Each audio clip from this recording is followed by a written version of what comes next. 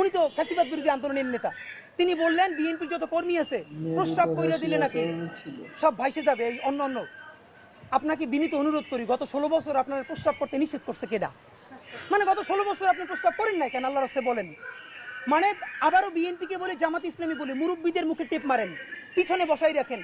এই আন্দোলনে যত শহীদ হয়েছে, যত যোদ্ধা, তাদের গ্রুপ, এইজ গ্রুপ 21 থেকে 35, বিএনপি জামাত ইসলামী সকলে আপনারা তরুণদেরকে সামনে আনেন। এই মুরব্বীদের কি কথা বলে দেখেন, বলে প্রস্রাব করলে ভেসে যাবে। এটা আওয়ামী লীগকেও বললে আমরা জিব্বে ছেড়ে ফেলতাম। এখন তো আওয়ামী লীগের চেয়ে উনি কি কথা বললো। তা আপনার একটা কথা বলি, এত প্রস্রাব যখন পেটে নিয়ে 16 বছর রয়েছেন, 28 অক্টোবর 2023 পল্টনের সামনে যখন সমাবেশ হয়েছে, গ্রেনেড মারতে পারে নাই, তার আগে বুড়া নেতৃবৃন্দ মুহুর্মুহু কইরে পালাইলেন। আমরা বিএনপির কর্মী না, তবু 1 ঘন্টা সেখানে স্টেজের সামনে দাঁড়াইছিলাম, কোন একজন মাঝারি মানের নেতাও আসে কিনা আমরা প্রতিরোধ গড়ে তুলবো। একজনও পারেন নাই। যত লাখ লোক আসছে